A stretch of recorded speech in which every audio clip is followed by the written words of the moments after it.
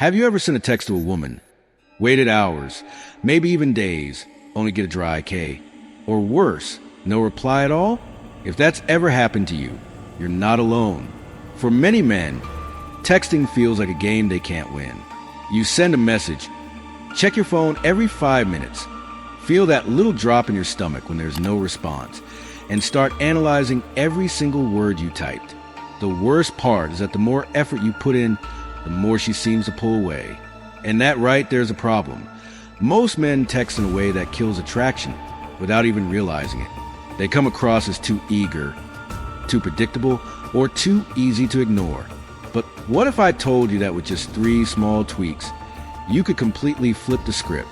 Instead of chasing her attention, you could become the guy she can't stop thinking about, the guy whose messages she actually looks forward to reading. Today, I'm going to share 3 texting secrets women can't resist. These aren't tricks or cheesy pickup lines. They're psychological principles that work because they trigger real emotion. If you're tired of being ignored and ready to make women genuinely excited to hear from you, stay with me, because this might just change the way you text forever. The first secret is about sending texts that spark curiosity. Imagine this. You text a woman, and instead of the usual dry response, she immediately texts back asking questions, eager to keep the conversation going. Sounds like a dream, right? It's not. It's science. Curiosity is one of the strongest psychological triggers we have. It's why people binge watch shows, why movie cliffhangers work, and why certain messages get an instant reply while others get ignored.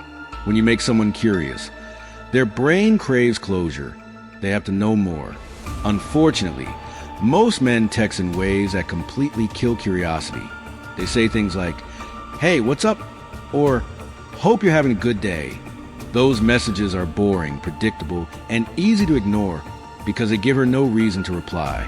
So instead of giving her all the information up front, hold back just enough to make her wonder.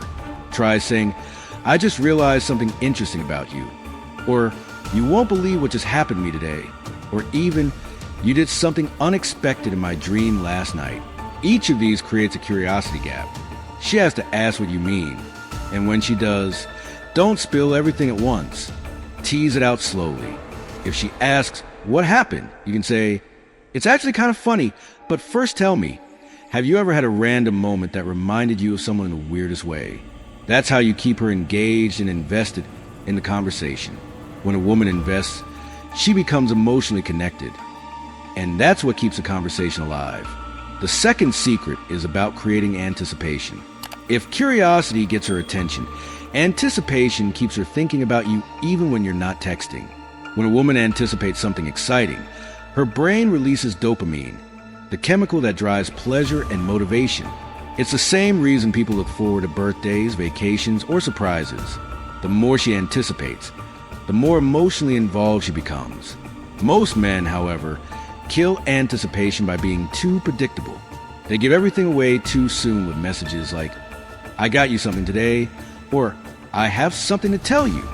Those lines aren't bad, but they lack mystery. To build anticipation, make her wonder. Instead of saying, "I got you something," say, "I saw something today that instantly reminded me of you. Want to guess what it was?"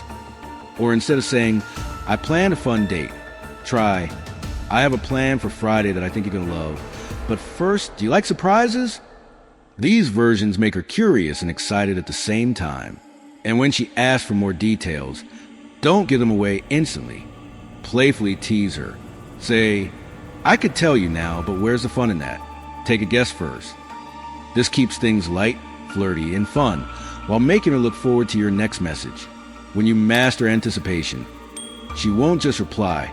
She'll start checking her phone, hoping to see your name pop up. The third secret is about giving genuine compliments that actually make an impact. Most guys think compliments will make a woman like them, but when done wrong, they have the opposite effect. Telling a beautiful woman that she's beautiful doesn't make you stand out. It makes you sound like every other guy. She's heard it countless times before. The real power of a compliment comes from being genuine, specific, and personal. Compliments like "You're gorgeous" or "You have beautiful eyes" sound rehearsed and lazy. Instead, focus on something deeper, something that shows you actually notice her. Say things like, "I love the way you see the world," Most people don't think the way you do, or the way you handle challenges is impressive. Not many people have that kind of mindset.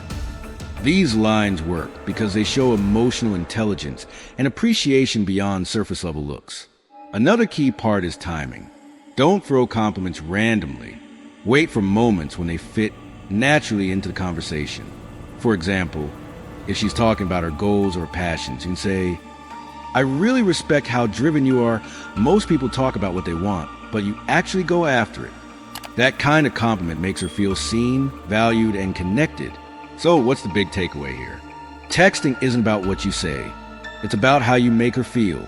Every message you send should do one of three things: spark curiosity, build anticipation, or make her feel genuinely appreciated.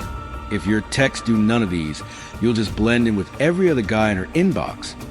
Easy to ignore and easy to forget. But once you start applying these three secrets, everything changes. She'll respond faster, engage more, and maybe even start the conversation herself. Because now, you're not chasing her attention. You're creating emotion. And emotion is unforgettable.